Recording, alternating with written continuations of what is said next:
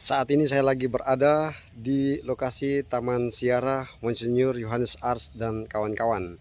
Saya akan mengajak kita semua untuk melihat secara lebih dekat sejarah masuknya agama Katolik di Maluku, khususnya di Kepulauan Kei.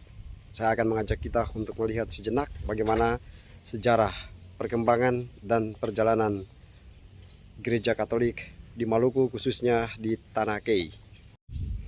Ini kita berjumpa dengan sebuah tulisan seperti anak domba yang dibawa ke pembantaian.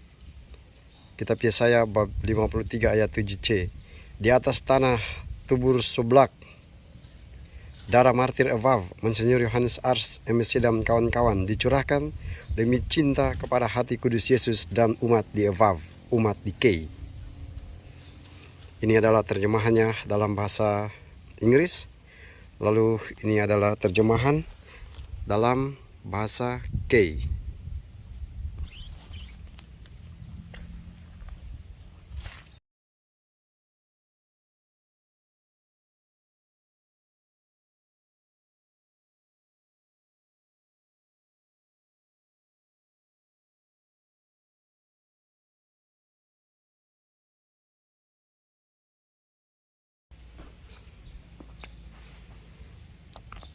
Salib sumber kemenangan umat Kristiani. Sekarang mari kita lihat bagaimana sejarah agama Katolik di Maluku, khususnya di Kepulauan Kei. Mari kita lihat bersama-sama. Nah, sejarah itu dimulai pada tahun 1564.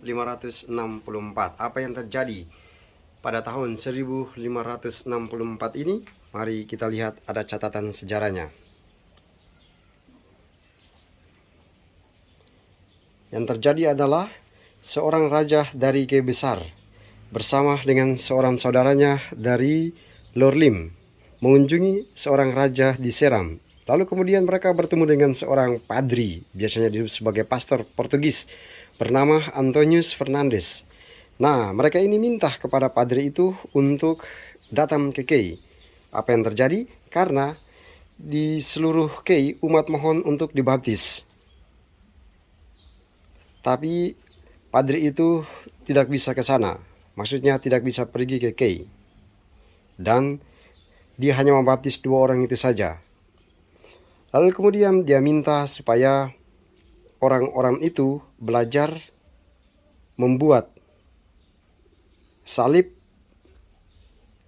teristimewa, salib besar dari kayu, dan salib yang besar itu setelah dibuat akan didirikan di desanya. Nah, itu permintaan dari padri yang membaptis mereka. Nah, inilah 2 orang itu,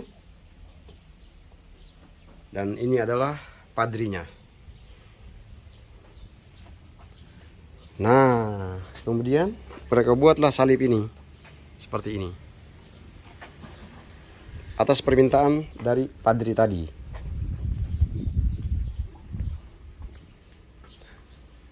Kemudian sejarah berlanjut pada tahun 1882.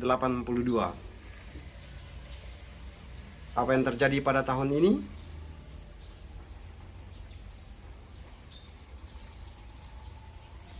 Pada tahun ini didirikan dan berkembanglah sebuah bengkel kayu, namanya Bengkel Kayu Adolf Langen.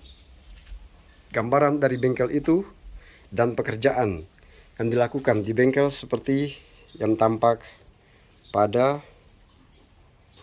lukisan-lukisan ini. Jadi ada orang yang bekerja membawa kayu, ada mencadu, ada yang lagi skaf kayu, ada yang mengangkat kayu, ada orang yang mengawasi mereka bekerja.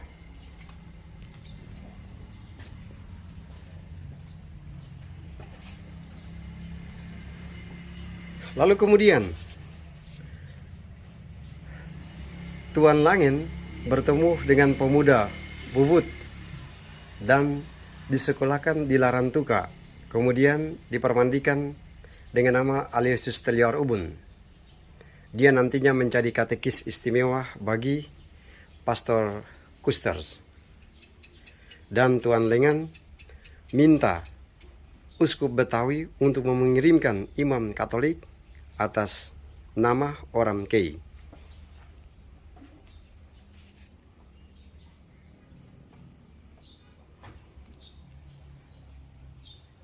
Ada orang dibaptis untuk kemudian menjadi katekis.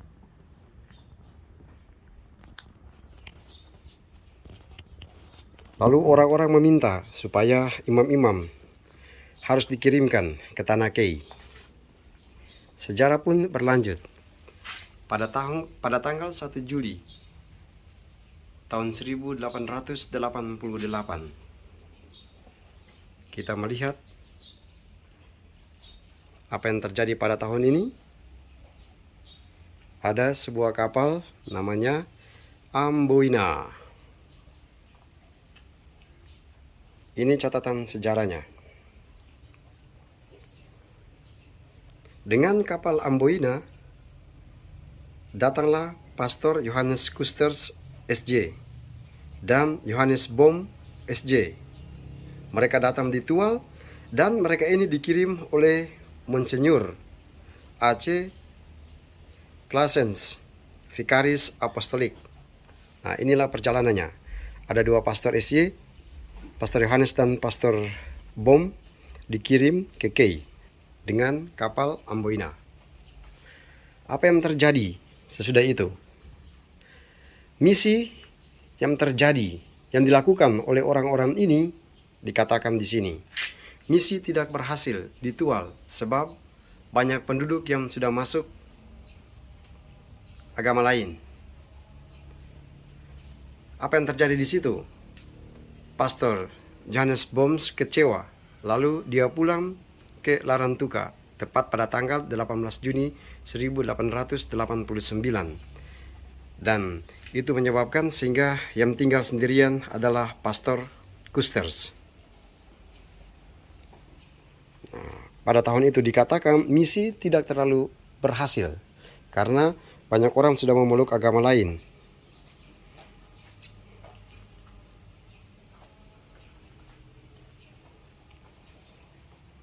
Inilah percakapan dua orang itu.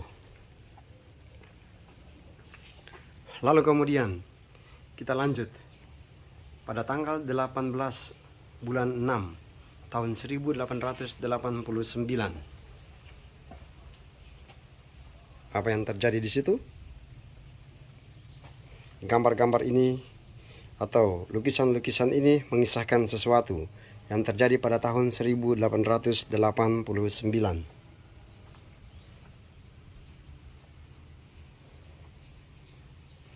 Ada orang bekerja, ada orang berkebun, ada orang sementara mengajar, dan kegiatan-kegiatan lainnya.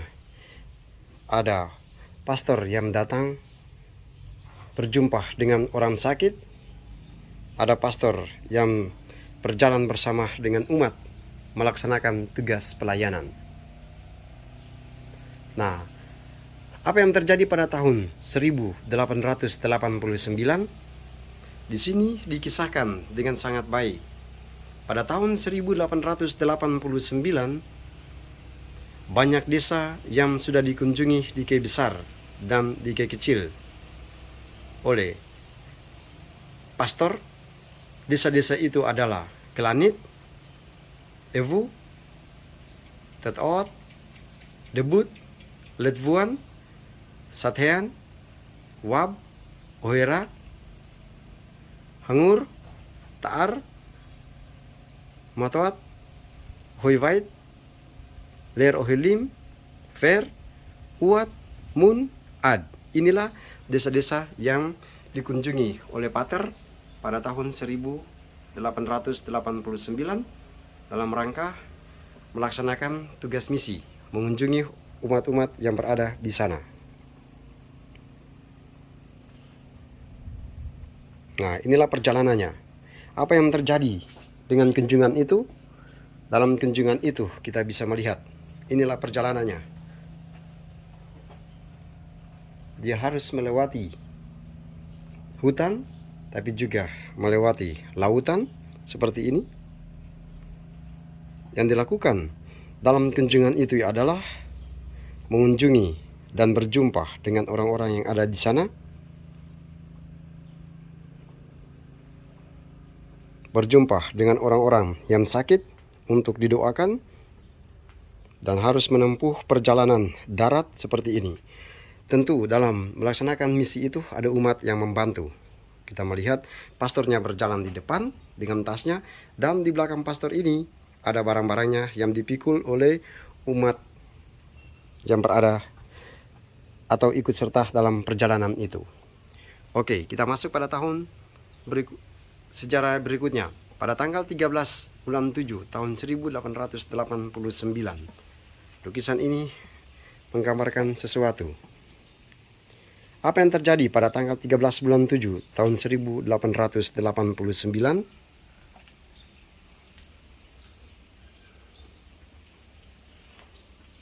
Di situ ada pastoran Langgur. Nah, pada bulan Desember tahun 1890 dikisahkan dengan sangat baik. Wah, ternyata ada permandian pertama umat Langgur. Namanya adalah Maria Sakbau Dumat Ubun. Maria Sakbau dibaptis oleh Pastor J. Kusters SJ. Nah, jadi permandian pertama dilaksanakan pada tahun ini.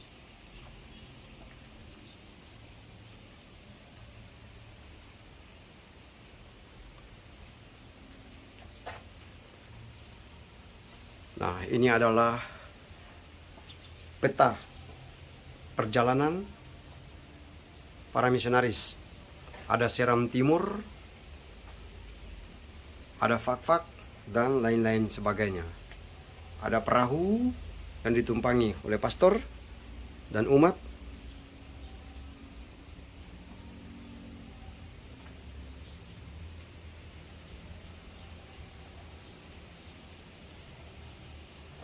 Nah, pada tahun ini dikatakan Pater Lecoq atas perintah Monsinyur Claessens yang didesak oleh seorang awam, Wasmer, tiba pada tanggal 1 Januari tahun 1892 di Waro, Seram. Ia kemudian berkarya di Bomfia, di Kesui, Teor, dan Irian, Kampung Sekeru, dan Kapaur dekat Fak-Fak. Nah, pastor ini kemudian meninggal pada tanggal 27 Mei tahun 1996 dekat pantai Kipia. Nah, inilah perjalanannya.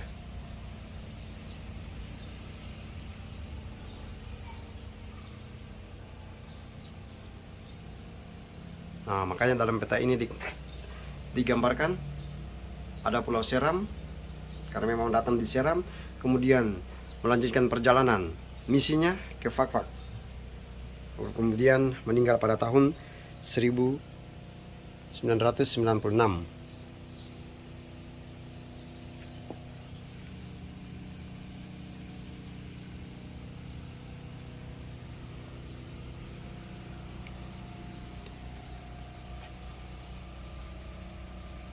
Nah, ini ada lukisan uskup. Apa yang terjadi? Mari kita lihat.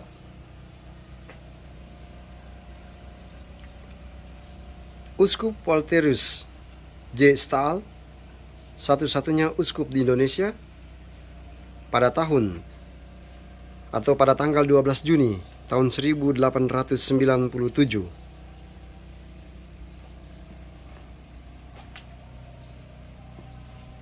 Oh, berarti ada kesalahannya di sini, tulisannya di sini. Berarti Pastor Lecoq dia meninggal pada tanggal 27 Mei tahun 1896. Jadi bukan tahun 1996, tapi tahun 1896. Supaya klop dengan sejarah berikutnya. Jadi Uskup Walterus datang pada tanggal 12 Juni tahun 1897. Dia tiba di Kei. Nah, apa yang terjadi pada saat itu? Dikatakan ada 215 orang di Langgur dan kampung-kampung sekitarnya diterimakan sakramen Krisma. Kampung-kampung itu adalah Namar, Ngilngov, Nutvav, dan Wain Revav,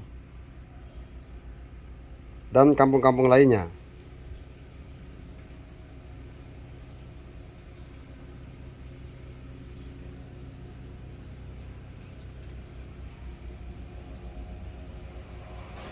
Nah, uskup kemudian mengunjungi banyak tempat di tempat ini,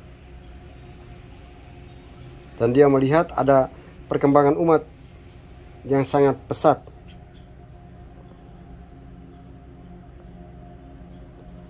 Tapi, beliau mengalami sakit keras. Dia sebetulnya masih ingin tinggal, tetapi karena kesehatannya terganggu, maka dia harus berangkat. Dia berangkat dengan kapal Don kapal Arendt pada tanggal 30 Juni. Tapi kemudian dikatakan pada tanggal 30 Juni beliau dikatakan meninggal dunia di dekat Banda.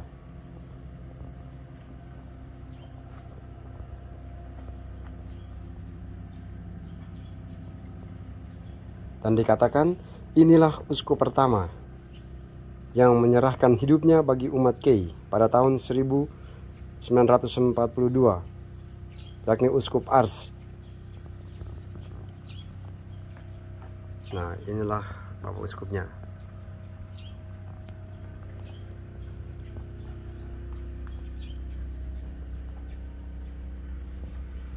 Lalu dalam catatan sejarah dituliskan ada 8 pater dan 6 bruder Yesuit yang dalam 15 tahun berkarya di Seram. Antara lain Pater Johannes Kusters,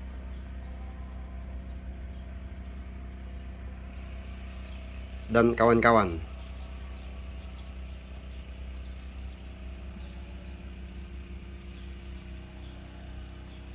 Nah, inilah mereka.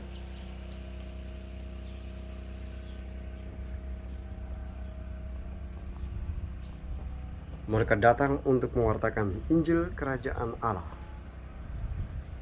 menaburkan benih-benih sabda Tuhan dan iman kekristenan kepada umat yang ada di Maluku.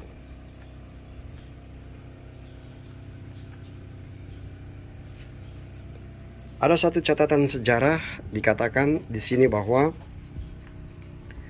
waktu Tarekat Yesuit menyerahkan misi kepada Tarekat MSC, dikatakan di situ ada 1170 orang Katolik tersebar di 22 kampung. Dan pada waktu itu sudah dibuka 12 sekolah. Lalu sudah ada guru-guru dan para katekis, orang awam Katolik, generasi pertama dengan semangat misioner, semangat kerasulan. Lalu dikatakan biji masih kecil, tetapi dalam biji kecil ada kekuatan istimewa untuk berkembang menjadi pohon besar dengan dahan-dahannya sampai seluruh Maluku dan Papua. Nah, itulah digambarkan seperti ini. Biji masih kecil, tetapi kemudian biji itu dia akan bertumbuh, berkembang dan menghasilkan buah yang melimpah. Ini yang disebut dengan misi.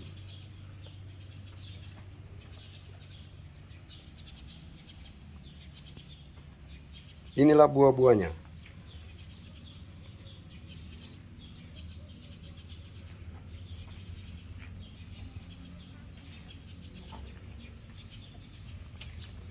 Kemudian ada catatan sejarah pada tanggal 22 bulan 12 tahun 1902, dikatakan bahwa Vikariat Apostolik Batavia dipecah menjadi dua wilayah, wilayah Irian Jaya dan Maluku.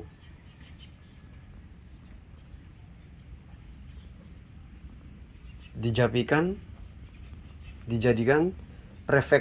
prefektur apostolik, diserahkan kepada misionaris hati kudus atau imam-imam MSC.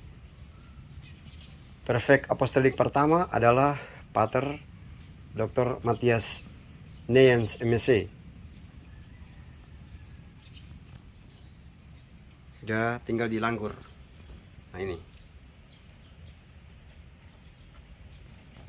Lalu kemudian pada tanggal 29 bulan 11 tahun 1903 dikatakan Pater Neyens dan Pater Hendrikus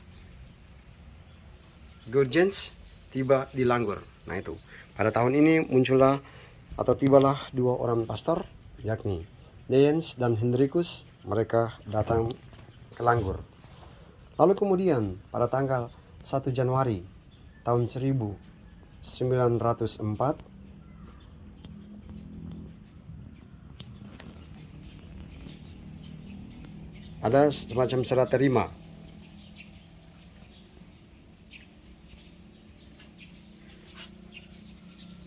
dari Pater SY ke tangan para Pater MSC. Oh, ini peralihan atau mandat itu diberikan atau dilanjutkan, misi itu dilanjutkan oleh pastor-pastor MSC.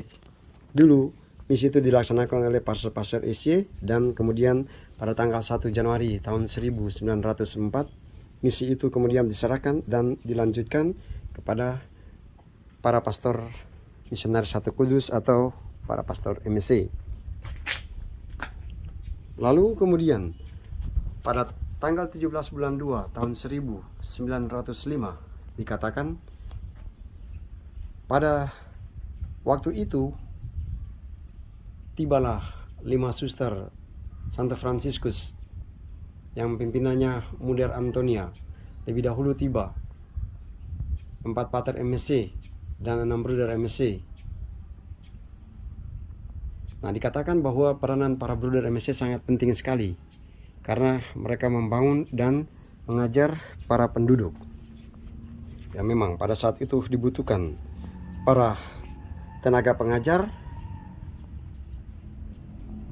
untuk mengajarkan iman, tapi juga mengajarkan pengetahuan bagi para penduduk yang ada pada waktu itu.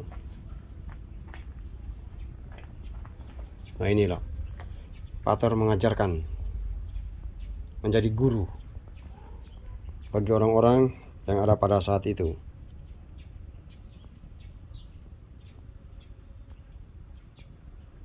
Pak Diri sudah mengunjungi Kebesar beberapa kali dan sudah ada kontak dengan WL sejak tahun 1904 dan Holat Mun minta supaya agama Katolik kemudian diikuti oleh kampung-kampung lain seperti Watuar, Watlar.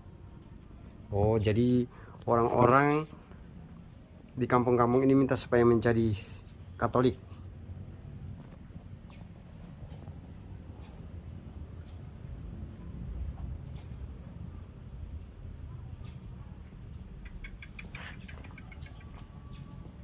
Nah, inilah peranan imam dan para katekis dalam mengajarkan umat yang sudah dimulai oleh SY dan diteruskan oleh para pastor MSC, di mana pendidikan guru sekaligus sebagai katekis dengan pimpinannya dipimpin oleh Pastor Nolen, Bruder Kop dan Bruder Dioni pada tahun 1904 sampai 1905.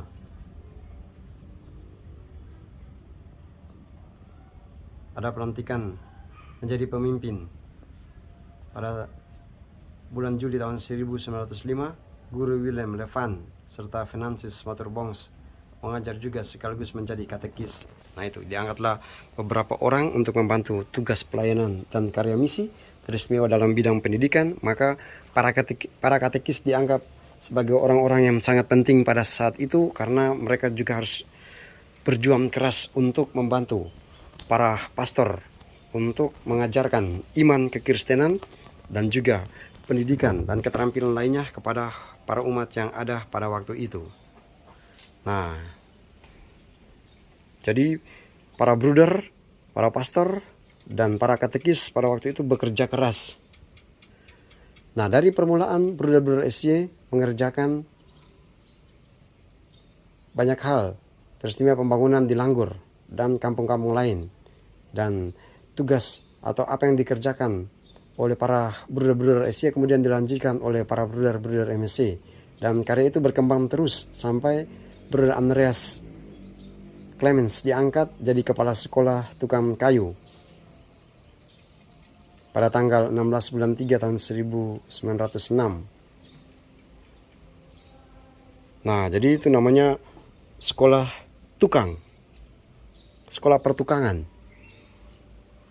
Dan dikatakan sekolah pertukangan ini menjadi sekolah teknik pertama di Maluku Tenggara. Kemudian sekolah ini dikatakan sangat bermanfaat sekali untuk orang-orang di wilayah Kei dan juga di wilayah Irian atau Papua. Nah, seperti ini.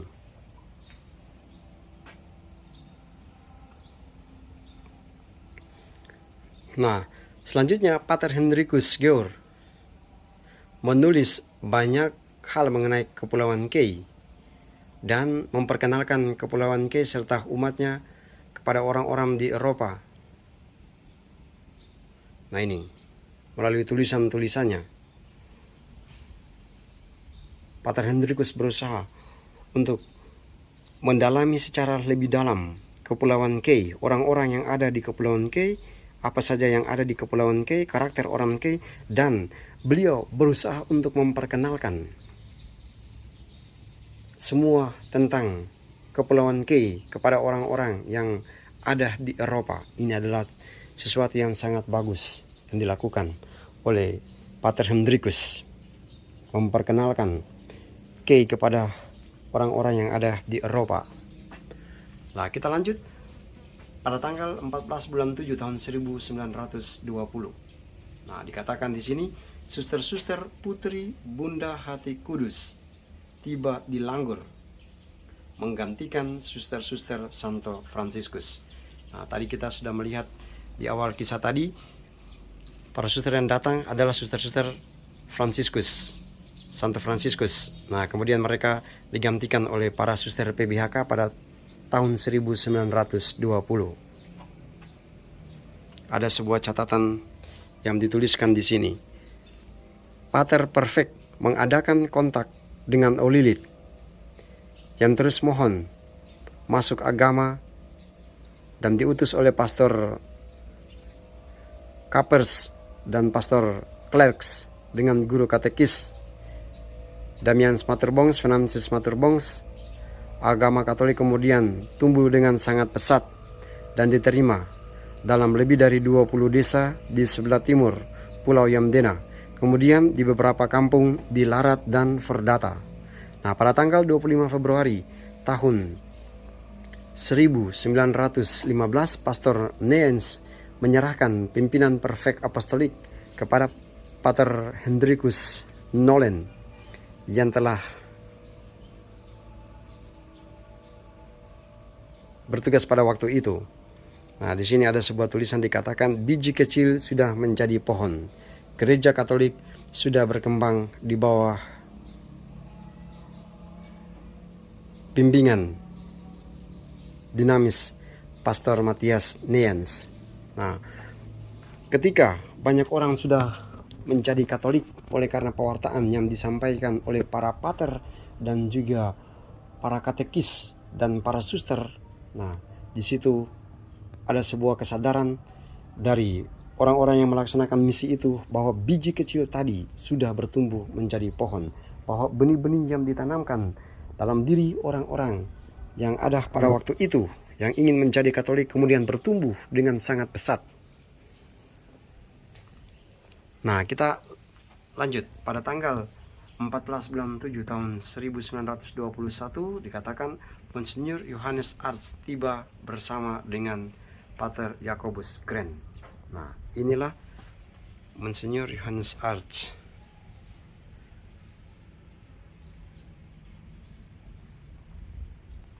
Dan Pater Jacobus Grant.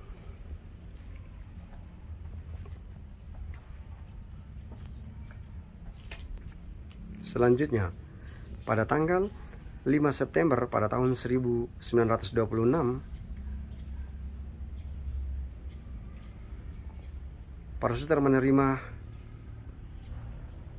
para bruder menerima jubah pertama.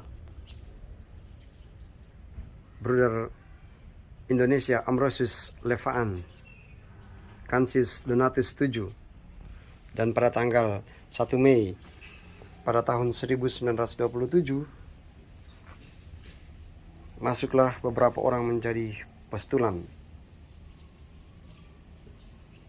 menjadi calon-calon suster pada tarekat Maria Mediatrix.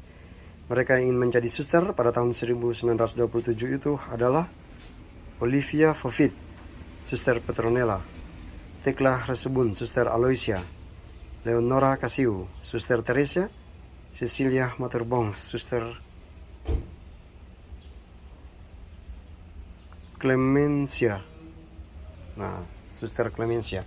Jadi setelah misi itu berjalan, kemudian beberapa gadis memutuskan untuk menjadi suster tarekat Maria Mediatrix.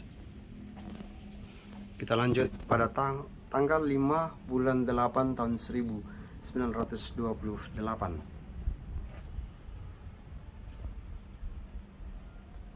Nah, pada tahun itu dikatakan ada HUT 25 tahun MSC masuk. Maka diberkatilah patung hati kudus Yesus, dipersembahkan kepada hati kudus. Nah, inilah patung hati kudus Yesus.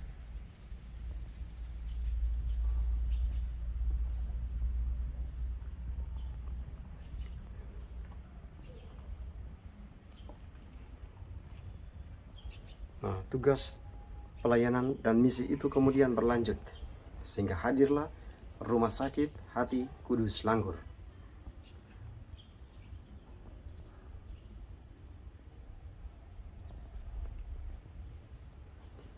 Nah, dalam melaksanakan misi di Tanah Kei, para pastor, suster, katekis, umat awam, dalam perjalanan misi itu dikatakan bahwa kehadiran gereja Katolik pada saat itu memberikan perhatian yang sangat serius bagi orang-orang sakit. Maka orang-orang sakit diberikan perhatian yang sangat istimewa sesuai dengan teladan dari Yesus Kristus, mengunjungi orang sakit. Dan misi itu dikatakan sungguh sangat berhasil. Dari kunjungan-kunjungan itu kemudian lahirlah Rumah Sakit Hati Kudus Langgur. Maka pada tanggal 28 Juli pada tahun 1929 didirikanlah gedung Rumah Sakit Hati Kudus Langgur dan diberkati pada tahun itu.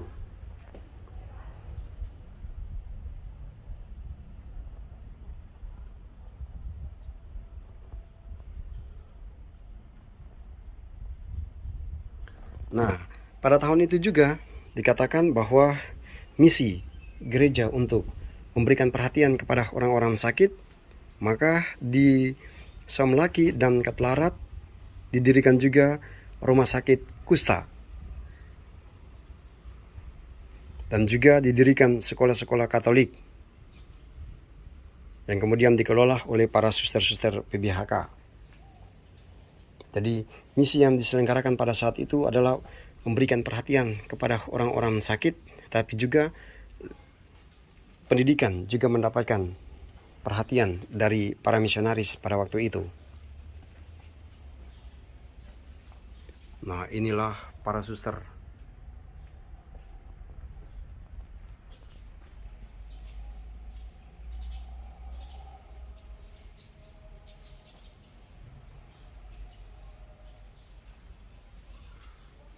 Nah, ada sebuah catatan dikatakan bahwa mengingat kepentingan sekolah Katolik antara lain untuk persiapan pendidikan calon pastor, teristimewa para pastor pribumi, maka pada tanggal 6 bulan 7 1926 dibuka HIS di Tual, dan pada tanggal 1 bulan 7 tahun 1930 juga dibuka di Ambon, sekolah Katolik. Kemudian diserahkan kepada para suster PBHK. Nah, dari sekolah-sekolah itu yang didirikan pada waktu itu, lahirlah pastor pribumi yang pertama, yakni Pastor Eusebius Yamko Projo, ditabiskan di Jakarta pada tahun 1944, dan Pastor Engelbertus Dumatubun yang ditabiskan di Yogyakarta pada tanggal 6 Februari tahun 1945. Nah itu. Jadi pendidikan calon imam juga mendapatkan perhatian, karena memang dibutuhkan juga banyak tenaga imam untuk membantu tugas dan pelayanan. Maka disediakan juga wadah pendidikan untuk para calon imam, dan kemudian wadah itu dikatakan sangat sukses karena menghasilkan 2 imam pribumi, yakni Pastor Engelbertus Dumatubun dan Pastor Eusebius Yamko.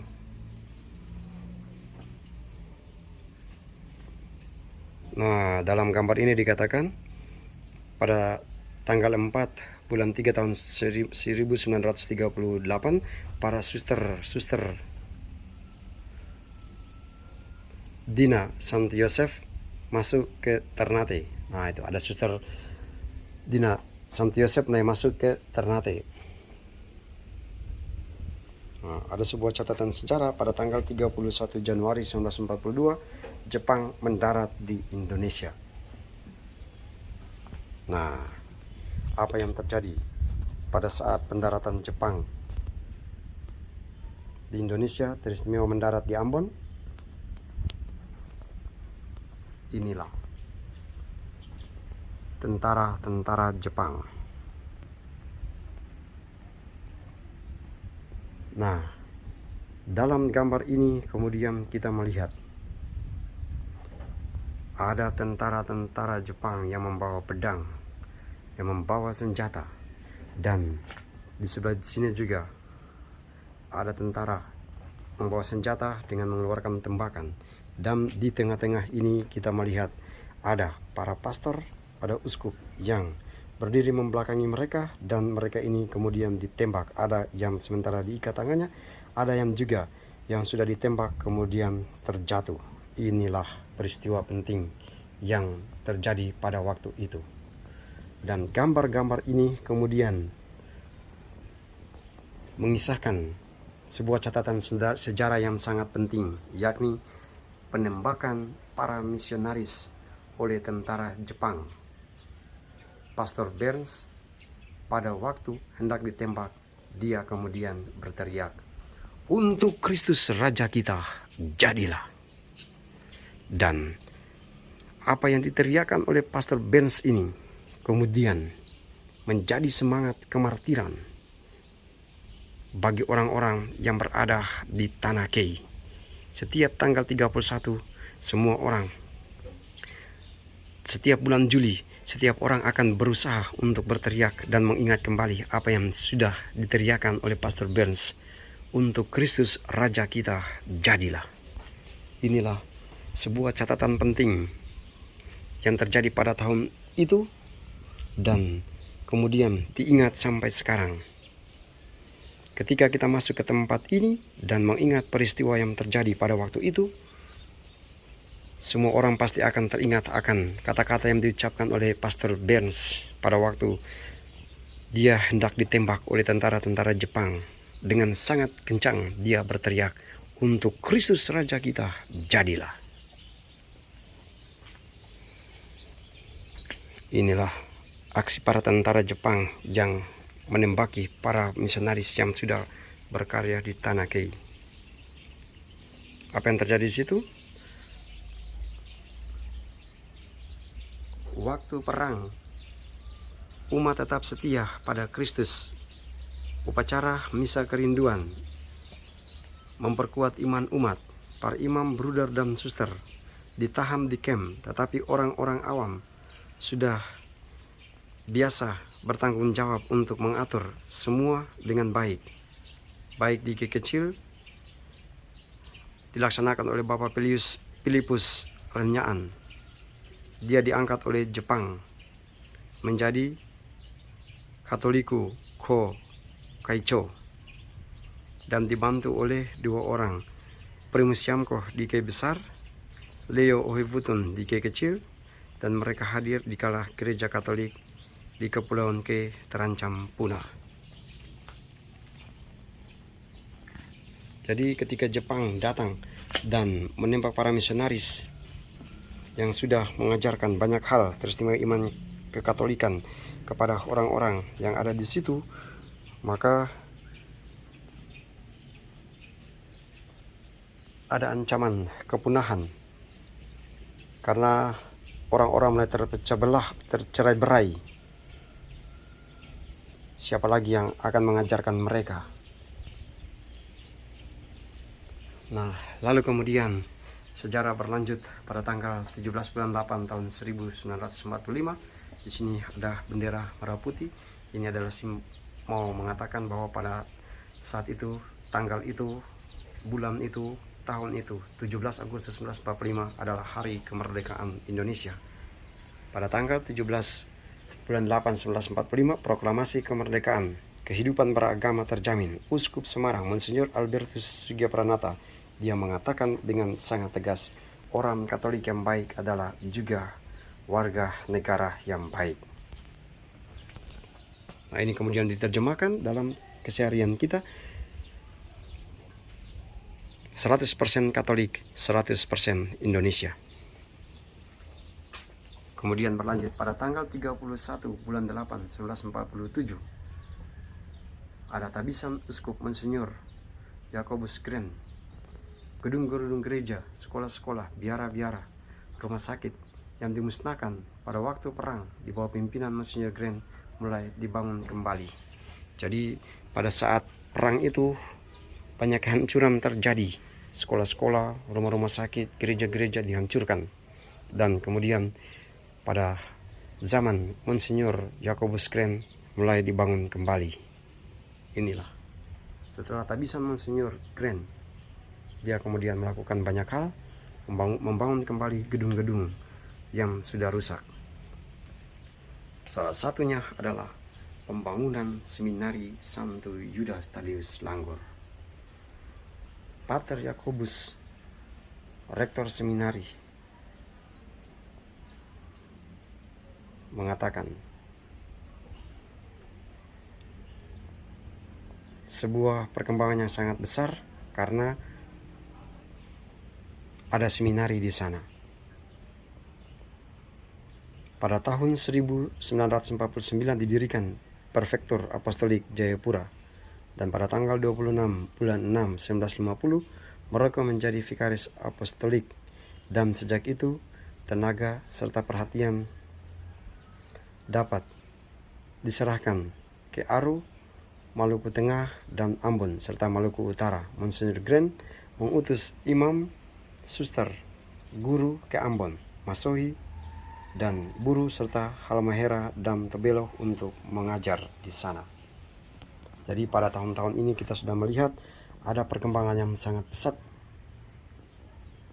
setelah Monsinyur Gren membangun kembali gedung-gedung yang sudah dirusakkan oleh tentara-tentara Jepang. Nah, dikatakan selanjutnya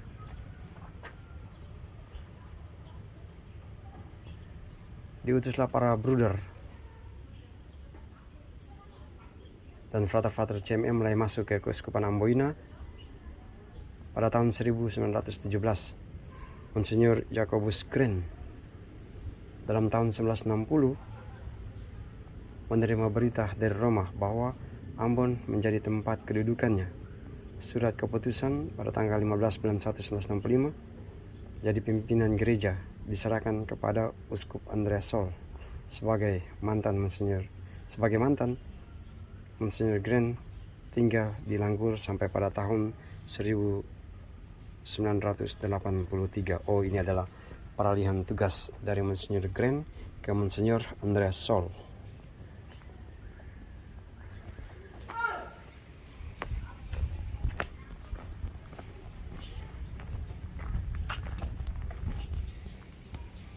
Nah, inilah para uskup yang bertugas pada waktu itu. Ada Monsignor Jacobus Grant, kemudian digantikan oleh Monsignor Andreas Sol, dan juga ada kehadiran uskup dari Kei sendiri, Monsignor Jos Tetol. Ada yang khusus tentang Monsignor Jos Tetol. Monsignor Jos Tetol ditabiskan pada tanggal 26 September tahun 1982. Sejak itu ada 3 uskup di Keuskupan Amboina. Kiranya dengan uskup itu, para pastor dan biara-biarawati, dewan-dewan gereja, rukun, dan organisasi-organisasi satu Katolik, gereja di Maluku berkembang menjadi sangat pesat dalam abad yang kedua.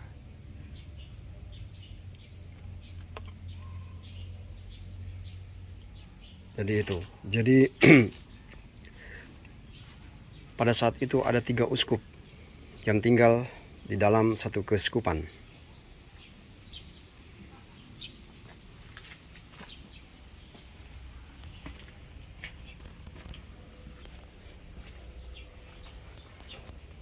Dan kemudian dikatakan umat Maluku, khususnya umat Langgur, kiranya semangat yang nyata dalam merintis sejarah hidup terus dalam hati Anda.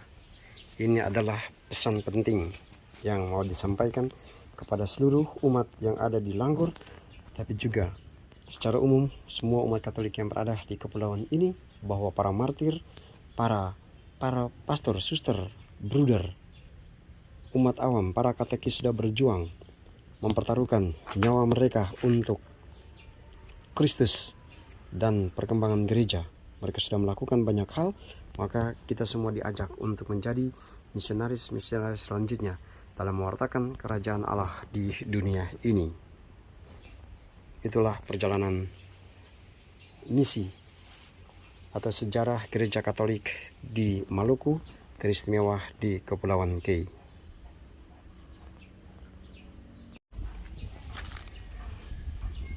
Dan inilah makam para pastor,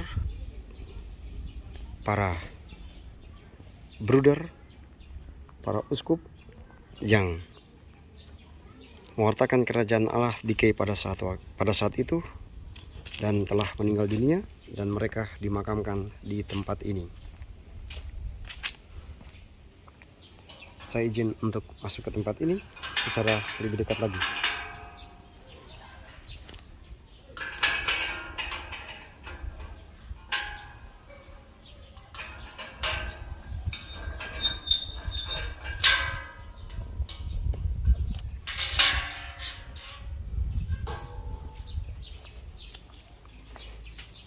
Ini adalah makam Monsignor Ars.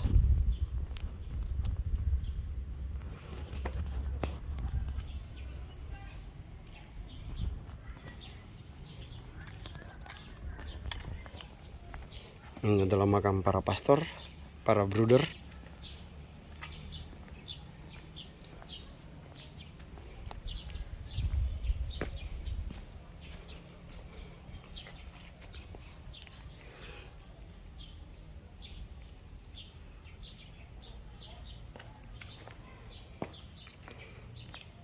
Inilah Monsignor Johannes Ars, MSc.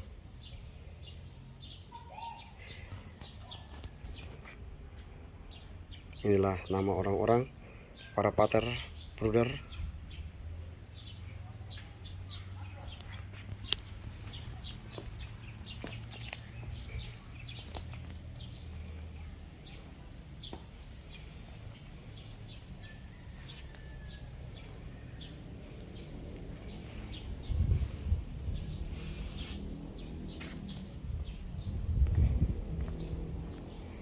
Ini makam Monsignor Ars.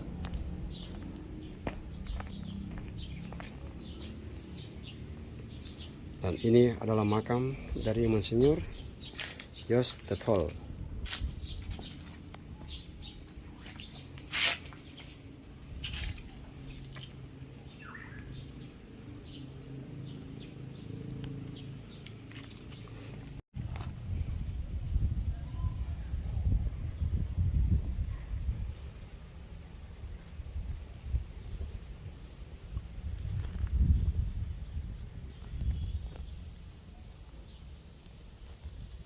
Ini adalah altar utama dalam setiap perayaan Ekaristi yang diselenggarakan pada tanggal 31 Juli untuk memperingati peristiwa penembakan Monsinyur Yohanes Ars dan kawan-kawan. Selalu dilaksanakan di sini. Altarnya sangat besar karena memang biasanya semua imam berkumpul dan seluruh umat yang ada di KEI berkumpul untuk melaksanakan perayaan Ekaristi, tapi juga ada kegiatan-kegiatan yang dilaksanakan menyongsong tanggal 31, mengingatkan kembali orang-orang di Kepulauan KEI tentang tumbuh berkembang gereja Katolik di tempat ini, di mana para misionaris dari negeri Belanda mereka datang untuk mewartakan Injil Kerajaan Allah di tempat ini, dan banyak orang kemudian dibaptis, banyak orang kemudian menjadi Katolik. Mereka datang mempertaruhkan nyawa mereka demi perkembangan umat untuk mewartakan kerajaan Allah. Sabda Allah harus tetap diwartakan. Dan inilah orang-orang yang berjasa, orang-orang yang berjuang. Nah, ini adalah patung yang menggambarkan tentang baptisan pertama.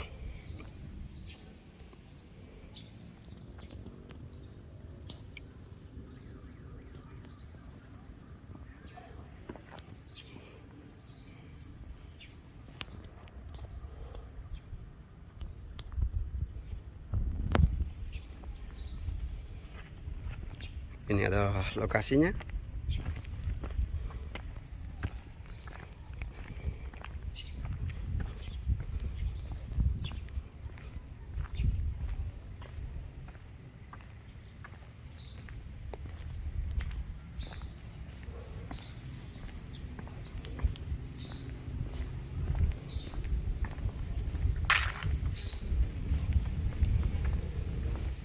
Lokasi ini sangat sejuk karena memang banyak pepohonan, tapi juga dia berada di pinggir pantai, jadi anginnya segar.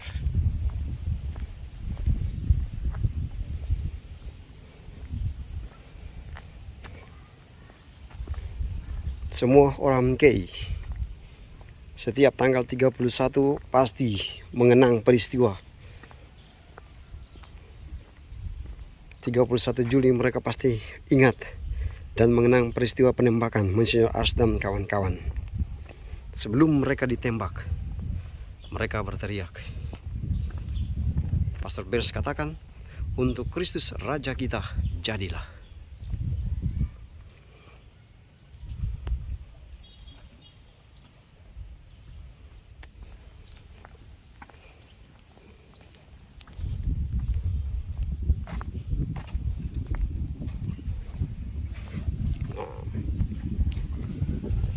Setelah lokasi ini langsung kita keluar dan melihat ada pantai. Yeay, langsung.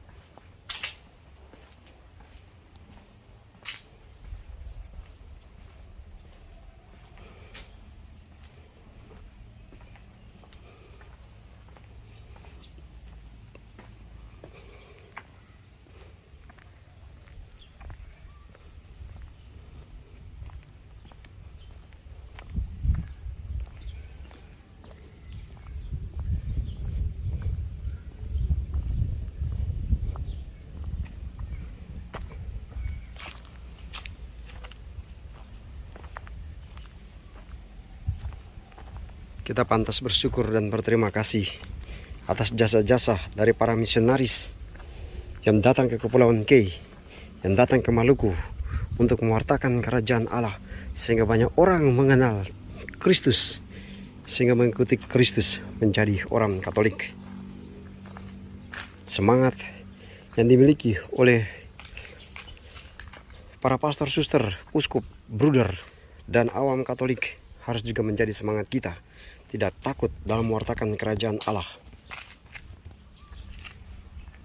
Mereka sudah menunjukkan bahwa walaupun nyawa menjadi taruhan, mereka tetap maju.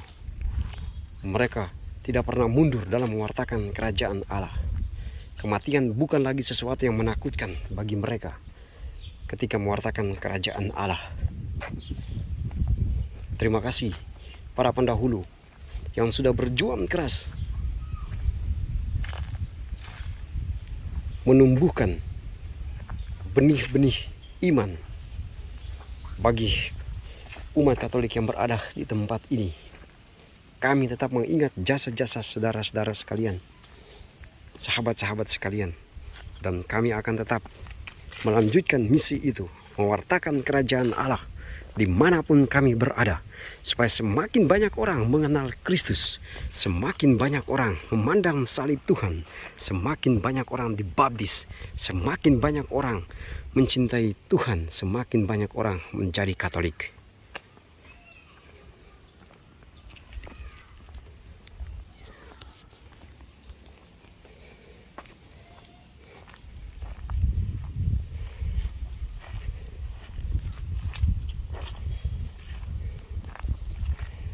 Tempat ini akan selalu menjadi penuh ketika tanggal 31 Juli. Semua umat Kei kecil, teristimewa mereka yang berada di desa-desa sekitar, akan berkumpul untuk berdoa, memperingati jasa para martir, para pastor, para uskup, para bruder, para suster, para awam yang sudah berjuang untuk mewartakan kerajaan Allah bagi orang-orang yang ada di Kepulauan Kei.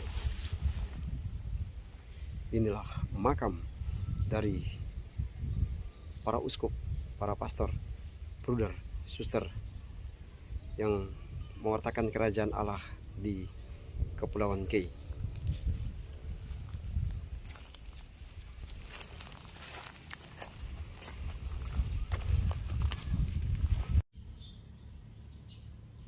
Semoga dengan mempelajari sejarah masuknya agama Katolik di Maluku teristimewa di Kepulauan Kei membantu kita semua untuk memiliki semangat dan jiwa kemartiran sebagaimana yang dimiliki oleh Monsinyur Yohanes Ars dan kawan-kawan, supaya dengan kehadiran kita, dengan pelayanan dan tugas pekerjaan kita menghadirkan Kristus di tengah-tengah orang yang kita jumpai, sehingga semakin banyak orang mengenal dan mencintai Kristus sehingga menjadi orang Katolik. Tuhan memberkati kita semua, berkah dalam. Untuk Kristus Raja kita, jadilah. Untuk Kristus Raja kita, jadilah. Untuk Kristus Raja kita, jadilah.